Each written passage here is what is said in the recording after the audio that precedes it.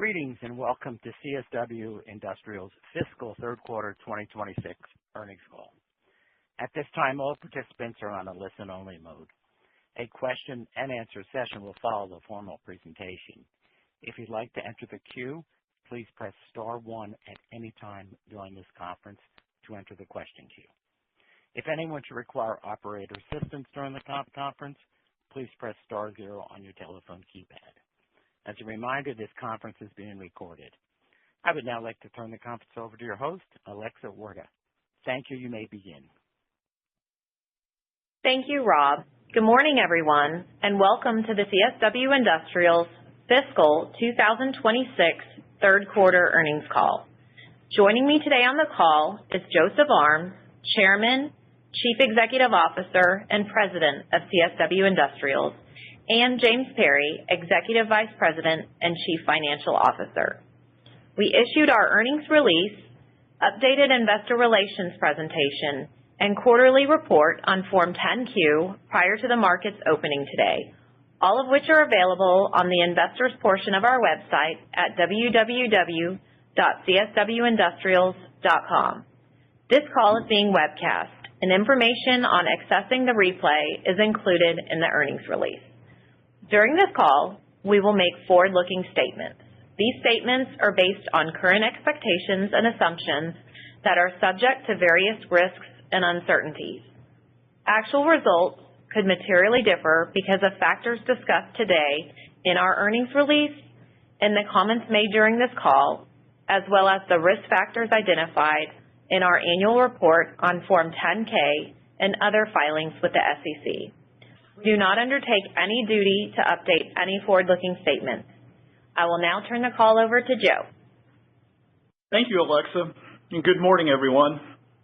It is my pleasure to begin by reporting that our team delivered record fiscal third quarter results in both revenue and adjusted EBITDA, despite market headwinds and economic uncertainty that has been present for most of this fiscal year, and which has been most pronounced in the residential HVAC end market. Before commencing our regular quarterly commentary, I want to provide additional context for our strategic initiatives and financial results in the quarter. CSW is a larger and more diversified company today than it was just 3 months ago when we last spoke to you. Capitalizing on our strong balance sheet and guided by our disciplined approach to capital allocation, we continued to invest in growth opportunities in a meaningful way. In this most recent quarter, we completed 3 acquisitions, including the acquisition of Mars Parts within our Contractor Solutions segment, our largest acquisition to date at $650 million. We also acquired Hydrotex Holdings and ProAction Fluids within our Specialized Reliability Solutions segment, which amounted to $26.5 million in aggregate investment. Considering the past 12 months to include the Aspen Manufacturing acquisition, we successfully executed 4 highly revenue, EBITDA, and cash flow accretive synergistic transactions with a total investment of approximately $1 billion. In addition, we've invested $70 million in open market share repurchases during the quarter, emphasizing our dedication to maximizing shareholder returns. Our financial strength allows us to maintain a long-term perspective and to invest opportunistically with great discipline, even amid short-term volatility. Our capital structure now reflects these investments. In November, we strategically funded these acquisitions with cash on hand and low-cost debt capital, while always maintaining a net debt-to-EBITDA ratio well within our target range of 1 to 3 times. This ensures that we maintain a resilient balance sheet with ample liquidity for future investment, as we have committed to do in writing to you, our shareholders. These dynamics, along with the magnified seasonality effects from the addition of the Aspen Manufacturing and Mars Parts businesses, make year-over-year comparisons of certain performance metrics less relevant. The interest expense generated by our new capital structure certainly impacts reported and adjusted EPS comparisons, particularly when comparing to prior year periods when we were in a net cash position.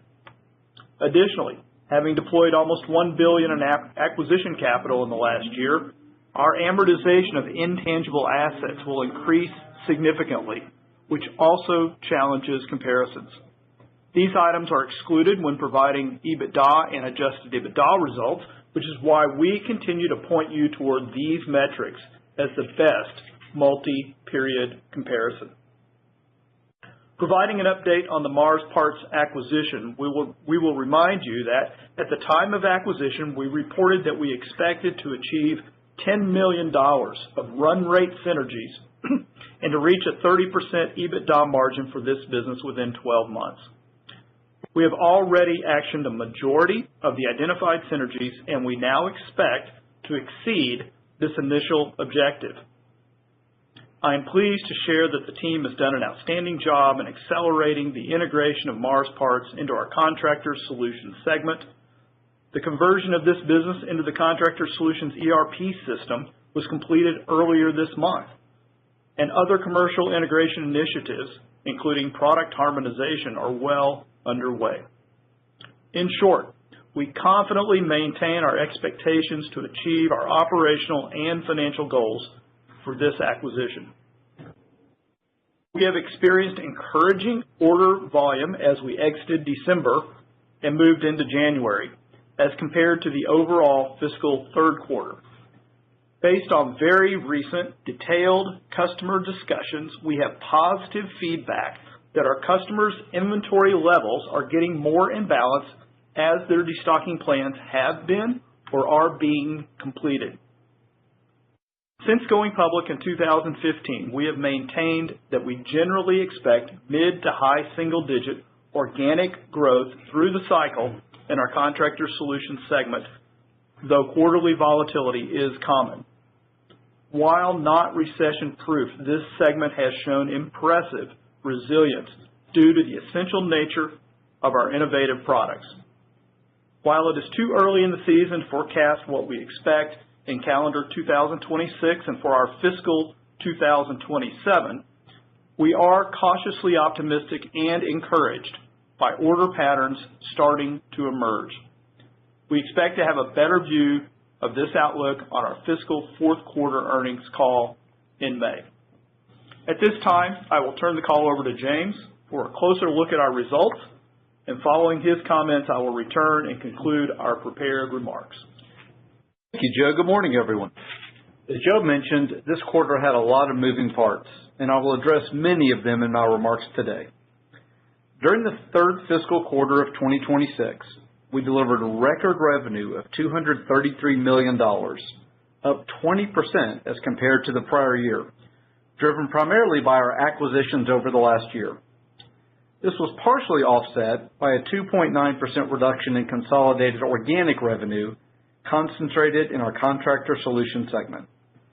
I will discuss the revenue trends by segment later in my remarks. Adjusted consolidated EBITDA grew 7%. Adjusted EPS for the fiscal third quarter was $1.42, demonstrating resilience amid challenging market conditions.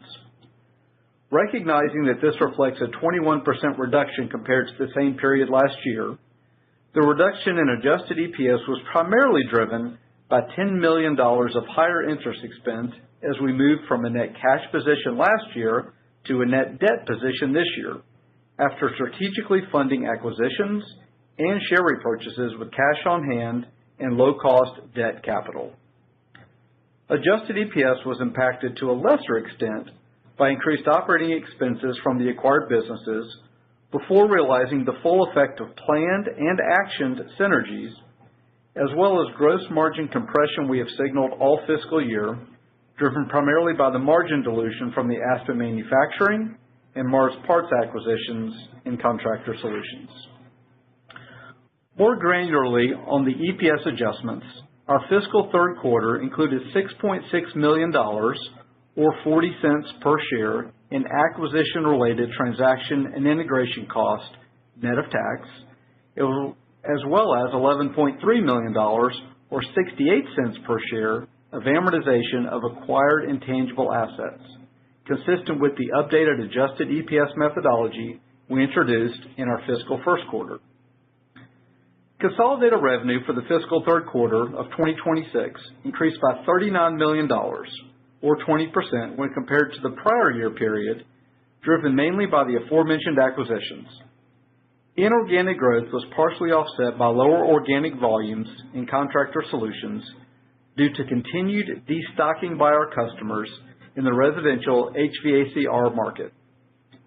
Consolidated gross profit in the fiscal third quarter was $92 million, up 15%, with a gross profit margin of 39.7%, down 170 basis points from 41.4% in the prior year period, with all segments experiencing some margin contraction.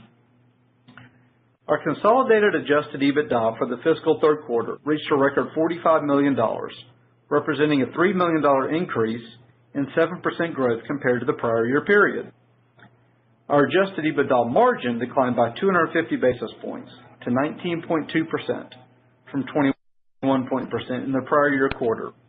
It was primarily driven by the margin dilution from acquired businesses prior to realizing anticipated synergies and higher input costs resulting from direct and indirect tariff impacts. We successfully mitigated a portion of these cost pressures through strategic pricing actions and reduced domestic freight expenses. During the third quarter, Contractor Solutions generated $168 million in revenue, representing 71% of consolidated revenue and 27% growth over the prior year quarter. Growth in the quarter was driven by $42.7 million, or 32.3%, from acquisitions, partially offset by a $6.8 million, or 5.1%, organic decline due to lower volumes in a challenging market. As a reminder, our fiscal third quarter has always been our weakest seasonally due to lower repair and replacement activity in the HVACR end market, and that seasonality effect on revenues and the associated absorption has been magnified with the additions of Aspen Manufacturing and Mars Parts. The third quarter organic revenue decline reflects ongoing weakness in housing activity and the reduction of distributor inventory levels heading into calendar year end. After a strong summer, Mars Parts experienced modest year-over-year revenue growth of approximately 1% during the quarter since the time of our acquisition, while Aspen experienced a reduction of 23.7% for the quarter. Aspen's decline was expected and driven by the prior year's unusually high third quarter sales as distributors ramped up their inventories prior to the manufacturing deadline for products using the R410A refrigerant. Aspen's third quarter sales this year were more in line with normal yearly seasonal patterns. Since the May 1st acquisition date, Aspen's year-over-year growth has been 14%, demonstrating overall sales growing well above the market.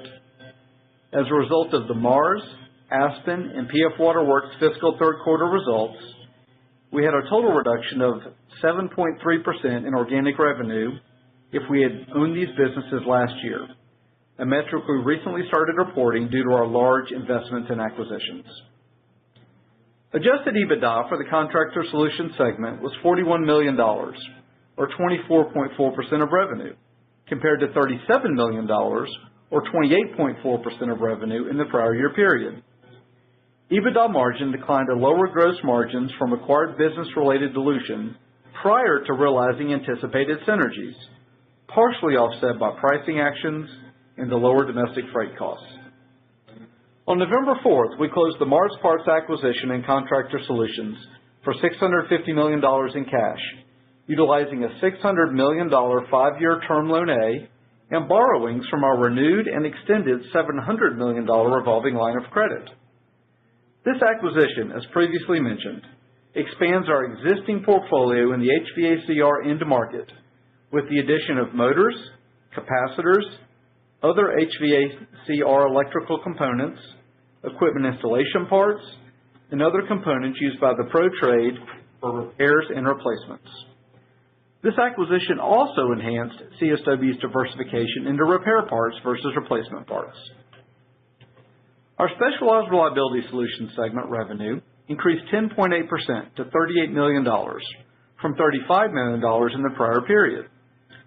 Growth in the quarter included $2.3 million, or 6.8% from recent acquisitions, and $1.4 million, or 4% from organic growth driven by the general industrial and mining end markets, partially offset by declines in the energy and rail transportation end markets.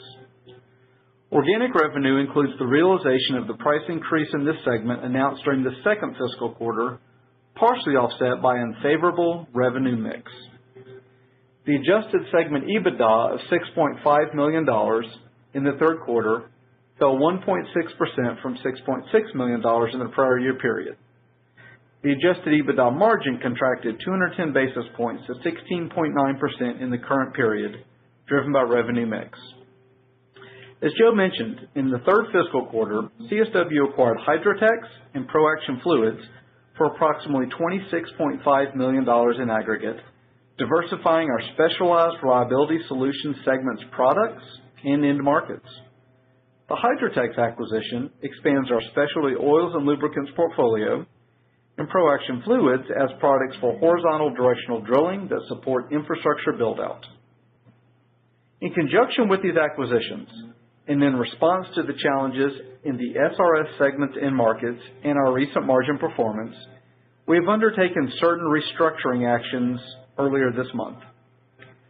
Some of these were related to winding down the headquarters facility for one of the acquisitions, and the remainder of the acquisitions were at our main legacy facility as proactive initiatives to streamline the combined operations.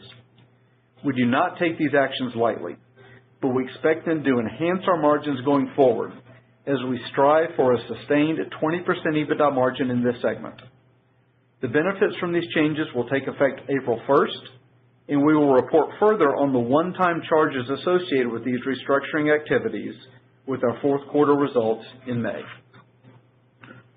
Our Engineered Building Solutions segment revenue decreased 1% to $28.5 million from $28.8 million in the prior year period. Segment EBITDA decreased 5% to $3.9 million, representing a 13.7% EBITDA margin, compared to $4.1 million and 14.2% in the prior year period, respectively. The slight contraction in EBITDA margin primarily reflects higher material costs linked indirectly to tariffs. The backlog remained flat during the quarter, with a trailing 8-quarter book-to-bill ratio remaining steady at 0.9 to 1. We're encouraged by the improved mix in the EBS backlog, which includes more higher margin products, and we expect this to benefit future results. Pricing actions to offset increased costs are ongoing, with additional increases planned on a project-by-project basis. Transitioning to our cash flow, we reported third quarter cash flow from operations of $28.9 million, growing 165% compared to $10.9 million in the same quarter last year. The year-over-year growth was primarily attributable to a $16.8 million tax payment made in the prior year fiscal third quarter, which was deferred from the first 2 quarters of the prior year due to a temporary federal tax relief. Our free cash flow, defined as cash flow from operations minus capital expenditures, was $22.7 million in the fiscal third quarter, compared to $7.8 million in the same period a year ago. The third quarter free cash flow increase of $15 million, or 193.1%, was primarily driven by the aforementioned tax payment deferral, partially offset by higher capital expenditures in the current quarter, and was otherwise relatively flat year over year.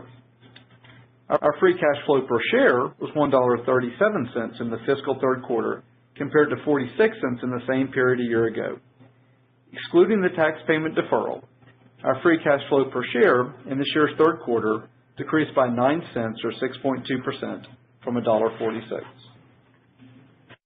Our effective tax rate for the fiscal third quarter was a negative 34.2% on a GAAP basis, due to a benefit from the $6.4 million release of uncertain tax position reserves upon statute expiration from the acquisitions of TruAir and Falcon several years ago. Our adjusted tax rate was 28.3%, slightly higher than our normal range due to several items that vary quarter to quarter and due to the lower seasonal profitability in this quarter. We currently forecast our fiscal year 2026 GAAP tax rate to be approximately 23% or 26% adjusted, which varies quarter to quarter due to specific items. Year to date, these rates have been 21.4% and 25.8% respectively. As Joe mentioned, our amortization of intangible assets will increase significantly due to the recent acquisitions, particularly Mars Parts. Based on preliminary purchase price allocation accounting, we expect that annualized amortization of intangible assets will be approximately $63 million moving forward. As I mentioned, we funded this year's acquisitions using cash on hand from the September 2024 follow-on equity offering, revolver borrowings, and a new Term Loan A. At quarter end, we had $200 million outstanding on our revolver borrowings and the $600 million Term Loan A. As a result of this debt, our third quarter fiscal 2026 had interest expense of $8 million as compared to interest income of $2 million in the same quarter last year. Including cash on hand, our net debt for covenant calculation purposes was $764 million, resulting in a net debt to EBITDA leverage ratio of 2.3 times. This results in an interest rate of SOFR plus 200 basis points. As a reminder, we executed an interest rate swap of SOFR at a rate of 3.416% for 3 years to hedge a portion of our Term Loan A debt.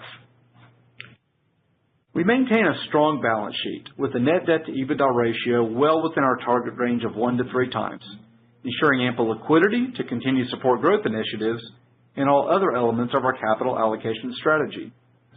Underscoring this point, and with the support of our robust free cash flow and healthy balance sheet, during the quarter, we opportunistically repurchased approximately $70 million of our stock in the open market, representing 283,000 shares at an average price of $246 per share, reiterating our confidence in our ability to create long-term shareholder value. We continue to monitor tariff developments and their impact on our businesses. While our Specialized Reliability Solutions and Engineered Building Solutions segments face minimal direct exposure, both have experienced indirect effects from broader economic consequences of tariff policies. Each of these segments sources a limited number of inputs internationally, but even certain U.S. sourced materials have seen significant cost increases. The SRS segment has negligible sales in high tariff markets, though those could be at risk due to geopolitical volatility. Within EBS, we factor higher costs into bids for new projects. Within Contractor Solutions, we're continuing to reduce third-party manufacturing in China, a strategy that's been underway for several years. By the end of fiscal 2026, we expect China to represent 10% of the segment's cost of goods sold. Vietnam, primarily through our owned facility, will be in the low 30s as a percentage of Contractor Solutions' cost of goods sold. Other Asian markets will contribute about 15% within the segment, while the remaining cost of goods sold is primarily in the United States. After product harmonization is complete, the Mars Parts acquisition is not expected to significantly alter this geographic mix. With that, I'll now turn the call back to Joe for his closing remarks. Thank you, James. In the fiscal third quarter of 2026, we delivered record third quarter revenue and adjusted EBITDA, propelled by 20% revenue growth from recent acquisitions that have significantly outperformed our acquisition models. We remain highly confident in our business and our ability to deliver above-market profitable growth, thereby enhancing long-term shareholder value. We invested approximately $1 billion in acquisitions over the last year, demonstrating our confidence in the long-term strength of the residential HVAC, plumbing, and electrical end markets. Our strong balance sheet will allow our outstanding team to continue to execute on all elements of our capital allocation strategy across market cycles, guided by our disciplined, risk-adjusted returns analysis. We are proud of our demonstrated 10-year track record of creating sustainable shareholder value through prudent capital management and operational excellence. One of our guiding principles is to treat our team members well, and we remain committed to prioritizing the safety and health of our employees. I'm very pleased to report that in calendar year 2025, we achieved a total reportable incident rate, or TRIR, of 1.1, an improvement from 1.2 in 2024, even as we acquired new businesses and integrated them into our environmental, health, and safety programs. This accomplishment reflects our ongoing dedication to maintaining a consistently safe work environment in our legacy businesses and enhancing the work environments of the companies we acquire. And I want to thank all of the CSW team members for their role in achieving this important milestone. We recently completed our biannual Korn Ferry Employee Engagement Survey. This is a very broad-based survey that we believe provides instructive data, and we are pleased to report that we had an impressive participation rate of 90% compared to 85% 2 years ago. We invest significant time analyzing these results and applying our learnings to enhance our employee value proposition. Having such a high level of employee participation is encouraging, and it speaks to the strong employee-centric culture that we have at CSW. As always, to close my prepared remarks, I want to thank the CSW Industrials team, who collectively own approximately 4% of the company through our employee stock ownership plan, as well as all of our shareholders for your continued interest in and support of CSW Industrials. With that, Rob, we're ready to take questions. Thank you. At this time, we'll be conducting a question and answer session. If you'd like to ask a question, please press star 1 on your telephone keypad. A confirmation tone will indicate your line is in the question queue. You may press star 2 if you'd like to remove your question from the queue. For participants using speaker equipment, it may be necessary to pick up your handset before pressing the star keys. One moment, please, while we poll for questions. Our first question comes from John Tanaway with CJS Securities. Please proceed with your question. Hey, good morning. Thank you for taking my questions. My first one is, I think you mentioned you saw encouraging orders in January, especially relative to Q3. I was wondering if you could maybe quantify in terms of orders and organic growth so far, and I know it's early and not your biggest month, but maybe a little more color just on the improvement degree from the last quarter would be helpful. Thank you. Yeah, John, thanks for being on as always. It's James. Appreciate that. Yeah, we exited December with a good order rate. October and November stayed relatively soft as we expected and kind of previewed as we saw destocking continue with our customers. We were encouraged by December. The exit rate was good. Hard to quantify January yet, but Jeff certainly tells us that orders have been very good. We're pleased with that. We also referenced, Joe did in his prepared remarks, very detailed conversations with all of our top customers, very, very thorough report, real time even this week on their destocking plans. We're encouraged by that, and obviously that shows up in orders. Some are still working through it this quarter. I think a couple of the OEMs that have already reported said that they see this quarter people still working through it. So hard to quantify that from an organic growth rate. I don't think we'd get ahead of ourselves yet, but Jeff would certainly tell you that we're very encouraged by the order rates in January. We mentioned it very intentionally. I'll say we saw the same in the Specialized Reliability Solutions segment. Mark has seen similar order pace as we enter the beginning of the calendar year. So, we'll report fully on the quarter. Things will really get going in February and March, of course, but very pleased with what we're seeing so far, and it gives us encouragement, and as Joe said, cautious optimism leading into the busy season. Got it. That's helpful. And then if you could give us a little more color on your recent acquisitions and what their expected seasonality is, I think that would be helpful just because I think it's been a little bit increased just in terms of seasonality basis with all the new businesses you've put in there. Maybe more specific, what are you expecting from the contribution in fiscal Q4 from acquisitions? You mentioned 47 or 45 million in Q3. What does that turn into just based on historical parameters?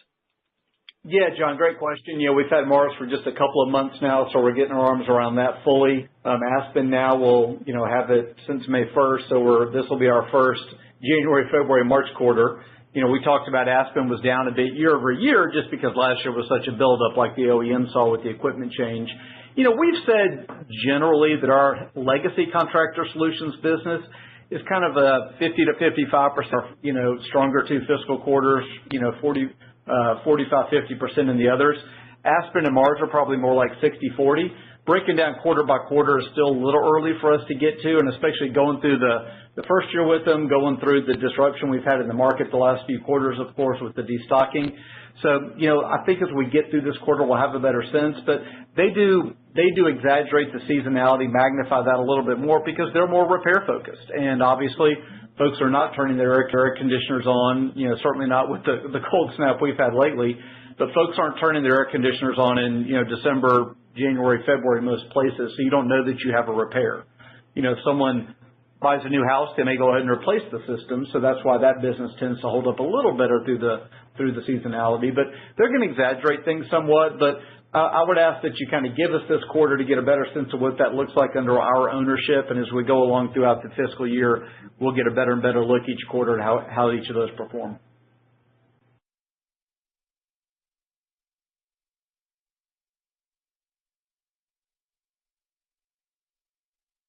Anything else?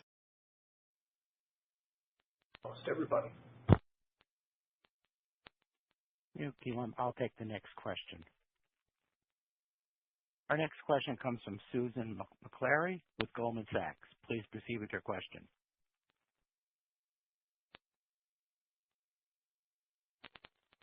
Rob, we cannot hear the questions.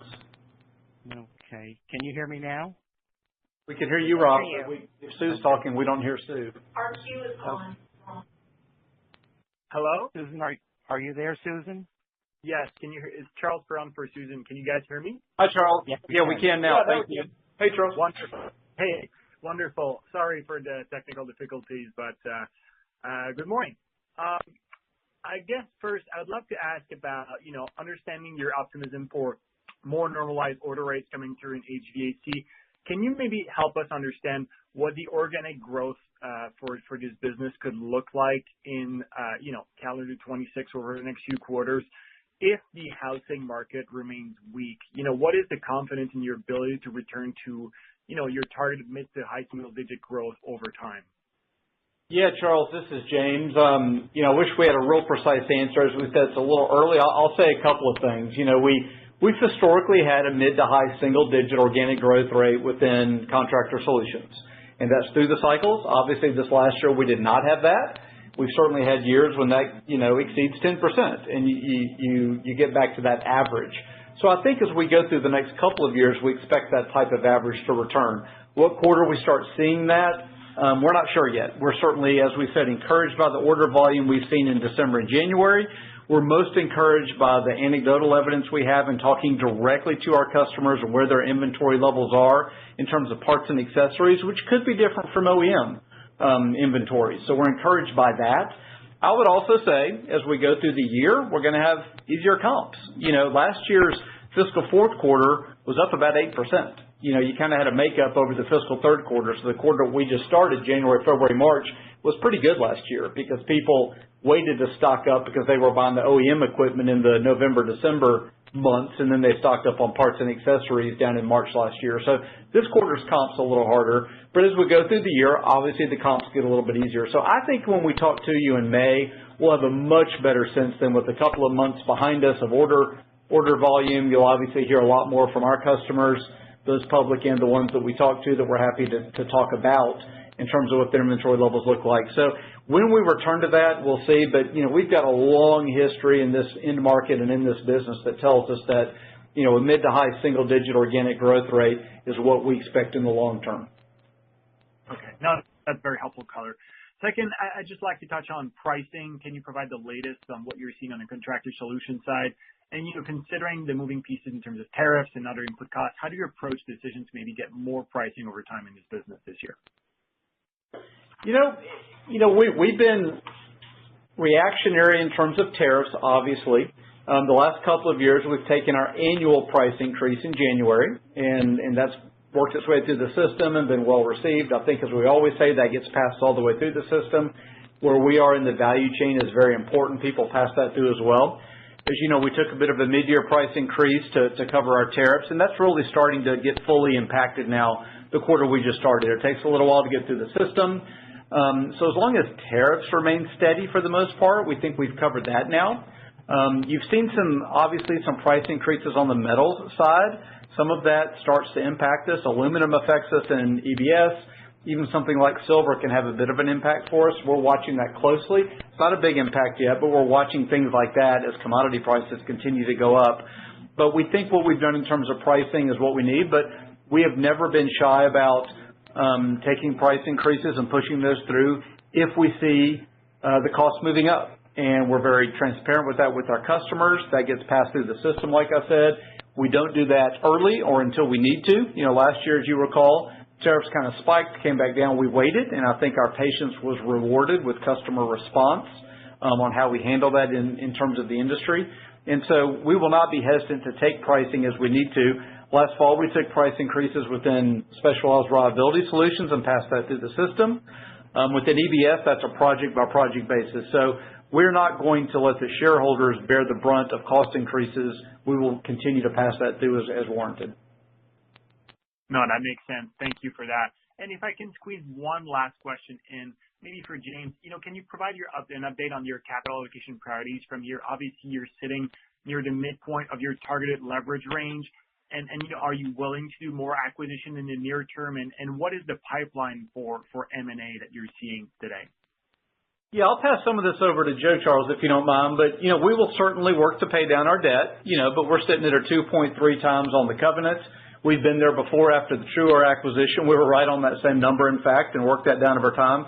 We've got strong cash flow. As we get into the next couple of quarters, these acquisitions, the power is really going to show the cash flow that they generate similar to our legacy business. So we're going to have the opportunity to do that. That leverage ratio obviously moved up from the acquisitions, but we also repurchased $70 million of stock in the quarter.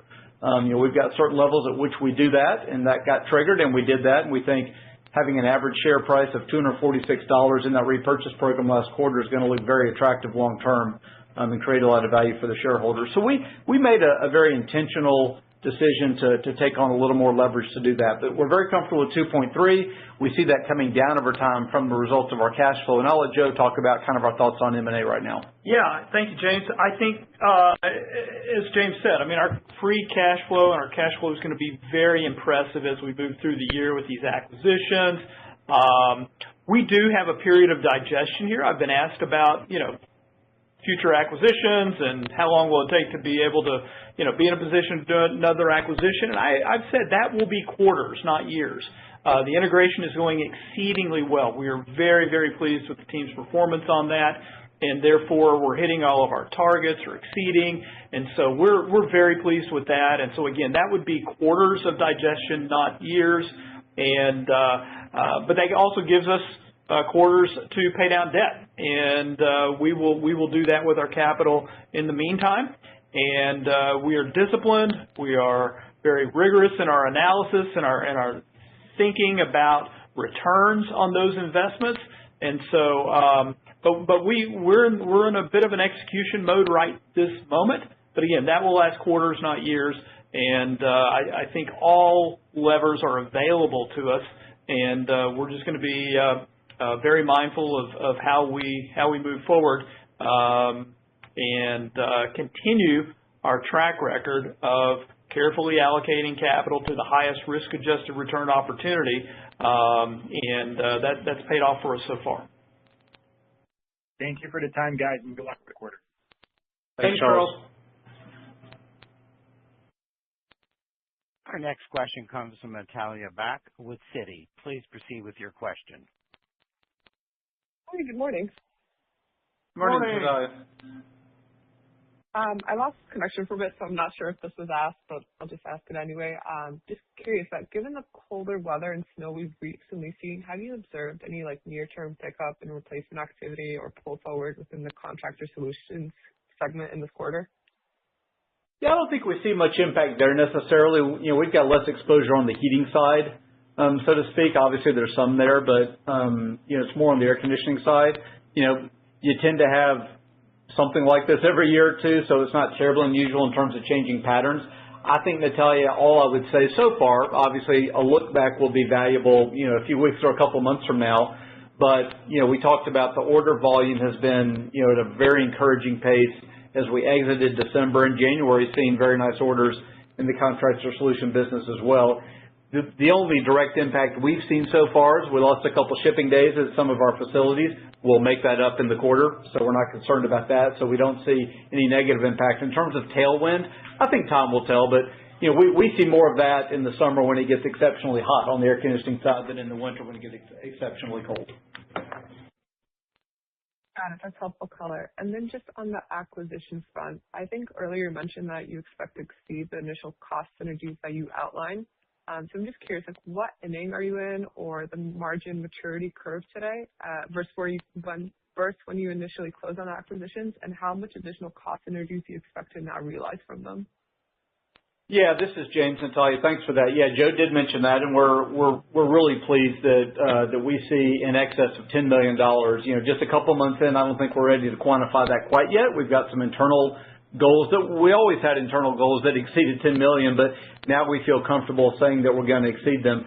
In terms of innings, I'd say on the margin side, you're in the first couple innings. We said that's a 12-month target. We're 2.5 months into the acquisitions, maybe you're in the second or third inning, and it's the seasonally low quarter, so you can only do so much from a margin perspective.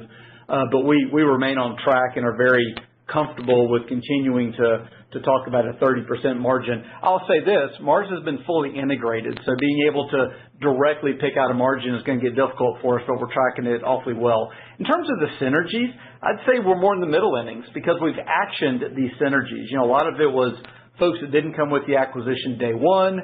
We've wound down a facility. We have, the rent coming off of that facility as we go along. So we have actioned the vast majority of the 10 million and now even beyond 10 million of synergies, but it takes the 12 months to really see that roll through. Obviously, that's an annualized type number. So, I think we're in the middle innings in terms of actioning, but you're still similarly in the first couple innings in terms of a pro rata and what we're seeing so far, given that's a 12-month goal. Okay, that's helpful. And then just one last quick question, just switching over to SRS, adjusted EBITDA margin contracted in SRS. And I believe last quarter you mentioned that you implemented a price increase. So how much of the margin pressure is due to timing lag in pricing versus structurally higher material costs? And when do you expect pricing to fully offset the material inflation in the segment? Yeah, I think that we've seen the price increase come through now, Natalia, so that offset the tariffs. I think we're there. That was done prior to last quarter end, so I feel comfortable with that part. The biggest change this quarter was mix. When the energy markets are some of our more attractive products and they were down, you obviously see less drilling activity and some of those things. So as the energy markets are softer and our product mix shifts away from that, then you're going to see potentially lower margins. I'll reiterate, though, that we mentioned in my remarks that the acquisitions are going to be favorable to us as we kind of get through a year of having those. We've got synergy and margin goals with the acquisitions. While small, they're going to be important to us. They also to continue to diversify our end markets, more in the food and beverage market, for example, which is attractive, or in the horizontal drilling market. Infrastructure continues to be attractive, so we feel good about their contributions. And then we mentioned we took the opportunity, and we really give Mark a lot of credit for the proactivity here. We took some restructuring activity earlier this month, both with shutting down the headquarters facility of the acquisitions, which was part of the plan, but we also saw some administrative and other roles that we could reduce and combine and give others more responsibility at our legacy facility here just outside of Dallas. We'll have some charges here in the fourth quarter that we'll quantify on the earnings call. Those will all then be tailwind for us as we enter the new fiscal year, April 1st. So, when we look at a margin in the mid-teens the last couple quarters with a goal of 20% sustainable, Mark and working with the team looked at that and said, we've got to get to the 20%, and taking these acquisitions into effect with these restructuring activities gives us better sight to that goal. That's helpful. Thank you. That's it on my end. Thanks, Natalia. Our next question comes from Tomo Sano with J.P. Morgan. Please proceed with your question. Good morning, everyone. Good morning, Tomo. Hi, and congrats on TRIR, by the way. And my first question is regarding margins. How persistent do you expect the one-off costs such as integration, inventory write-downs recognized in this quarter to be going forward? Like, when do you anticipate margin recovery once these costs subside, please? Yeah, Tomo, this is James. Thanks. And I really appreciate you mentioning the TRIR. We know how important that is to you, and it's of highest importance to us. So seeing that come down this year was really an exciting achievement to be able to report. In terms of margins on Contractor Solutions, we'll continue to have some integration expenses. Transaction expenses will be behind us. Those were kind of, because of the acquisitions of Mars, Hydrotex, and ProAction during the quarter. So those were specific expenses related to that. Not only the acquisition expenses themselves, the pro formas that we put out a couple of weeks ago were at the corporate level. So, we had those costs. I think those are for the most part behind us. We'll continue to have some integration expenses. The ERP integration just went live 2.5 weeks ago at Mars, so we'll still have some integration expenses. We will quantify and adjust that out, but I think as we get through this quarter, most of that should be behind us. We still have to do the ERP implementation for Aspen, however. That'll be coming as we go throughout the year. So we'll have some integration expenses, but we'll be sure to identify that for you. So that's why we continue to point to an adjusted EBITDA margin as being the best comparative tool, and we feel good about using that. Was there another part to the question? Sorry if I missed that. Oh, the other thing you mentioned, I apologize. The inventory write-off that we had, that was one-time in nature. That was related to a specific distribution relationship that terminated. We've since replaced that product in our product line. The customers have received that very well in the last few weeks since we were able to start marketing that. But that specific call-out was one-time in nature. Thank you, James. And my follow-up is EBS business. We didn't touch that much in the Q&A session. So could you update the color of the market outlook as well as your growth strategies, margin improvement initiatives for EBS business, please? Because you got the $1 billion M&A on basically CS business, SRS business, but not for EBS business. So could you talk about organic and inorganic strategies and margins for this business, please? Sure, Tomo. This is Joe. I would say EBS has always been our most cyclical business, and the commercial construction market continues to be really pretty tough out there. We've been very pleased with the performance of our team in bucking that trend and showing some growth various quarters and continuing to serve our customers really, really well. I would say that the opportunity for organic growth is still out there. One of the great things about this business is it's small, and you win a project or two, and it really makes a difference. And we are very pleased with the reception in the marketplace of some of our new product development work, especially in EBS, where we have brought some new products to market that are being spec'd into projects, and we would say that is a really good opportunity for us to see organic growth. But the market's tough. We continue to point to the Toronto market that really blew up over the last couple of years, added a significant chunk to our backlog. That is now being revenued. It's not being replaced in the backlog. The new starts for high-rise residential in Canada has changed dramatically, but we're not seeing cancellations out of the backlog. We're not losing any business there, and so those projects are revenuing, and we're benefiting from that as well. So new product development's probably our best opportunity for organic growth in this tough market. But I think one of the things that we see with EBS is we are really well positioned for when the market does come back. We are serving multiple property types. We have focused highly on institutional, hospitals, things like that, that are high-end and kind of set the standard for other types of construction within that market. And so we think there is organic growth opportunity there for us.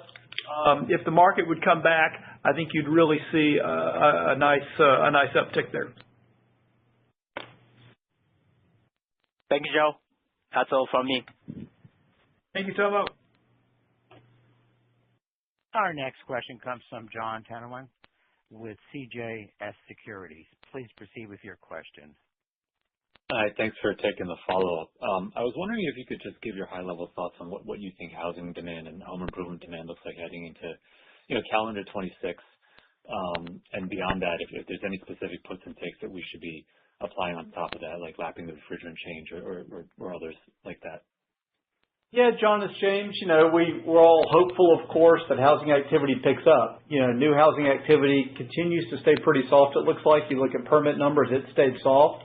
Existing home sales, we've seen some green shoots there, it looks like. Mortgage rates have dipped now and then, and you've seen the pickup on that. And as we talked about on the last quarterly call, a good number of existing home sales come with replacement of units, so that would be a good thing. I think we'll see in the first couple of months here if mortgage rates start to move, what consumer confidence does in terms of mortgage rates, and there's a lot of pent-up inventory, it sure seems, that people willing to give up the lower mortgage rates to move has been challenging. We would say that obviously the order rates we've seen this quarter, so far could give us a little bit of positive signs there. It's probably a little bit early. Another thing I would mention is, someone else mentioned on a call earlier this week in the industry that, there's been a lot of repair business last year, and we think that continues this year. We're not sure when that shifts back, obviously. And obviously now with the diversification of Mars and Aspen, we've got good exposure and much better balance between repair and replace. But eventually those repair jobs turn into a replacement. They may buy you a couple of years or a few years, but eventually those units do need to be replaced. But there's no doubt that housing activity is key, and I think you've hit right on it. And when Charles asked earlier about organic growth rates, if you can tell us what housing is going to do, we'll have a much better sense of that. And as our teams right now are going through the budget process, our fiscal year being April 1st, we're going through the intense budget process right now. Obviously, housing activity is a big key to that. So we're watching the same data you are. We watch the weekly permits. We watch the weekly inventory numbers, the weekly mortgage rates, and that informs us on what we think we could expect, and we hope to see some continued optimism in the next couple of months. Got it. Thank you. And then two quick timing questions. You mentioned higher margin backlog flowing through in EBS. When do you expect that to hit, number one? And then number two, you mentioned trying to achieve the 20% margin consistently in SRS. What's the timeline or your expected schedule to arrive there? Yeah, on EBS, the better backlog has come in over the last couple of quarters, and those usually have anywhere from 16 to 18 month, turnaround. So I think we'll start seeing that.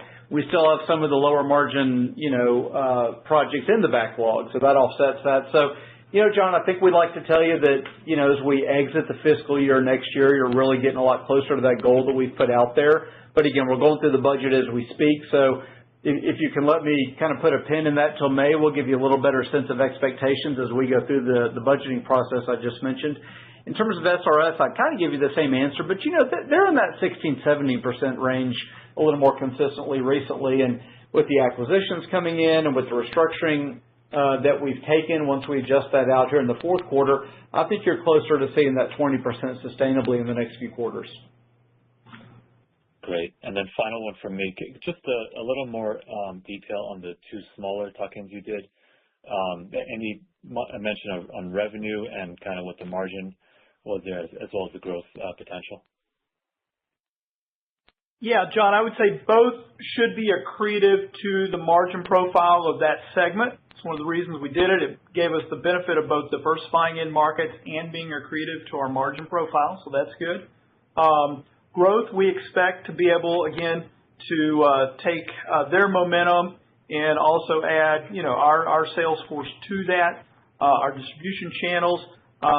They've opened up a couple of new end markets for us. Namely would be food and beverage, where we've seen really nice growth already, and then also agriculture, which is something we have not done any of. And so we've got high hopes for that. That's a GDP plus business, and so growth of mid-single digits organically would be a good rate for that business, and we think we can do that and more. With these acquisitions providing some tailwind, but the margin accretion is also really important to us on that to show over the next few quarters. John, in terms of revenue, pacing, we said we had $2.3 million of contribution in the quarter from those. That was just a couple of months worth. It's also, for something like horizontal drilling especially, a bit of the slow season. So I think, that kind of run rate, $1 million a month or so is what you were seeing. That's a little on the lower end because of seasonality. So, that I think you could see, 15-ish% or so revenue opportunity accretion from that. But we'll give you a little more detail as we get through a full quarter of owning these businesses and what that looks like. But the team is really excited, and Mark's already reported some good opportunities in those businesses now that we own them in terms of sales up. Perfect. Thank you. Thanks, John. Thanks, John. Okay, we have reached the end of the question and answer session. I'd now like to turn the call back over to Joe Armes for closing comments. Thank you, Rob, and thank you everyone for joining us for this quarterly report. And we appreciate your support and interest and look forward to talking to you again in May. Thank you. This concludes today's conference. You may disconnect your lines at this time, and we thank you for your participation.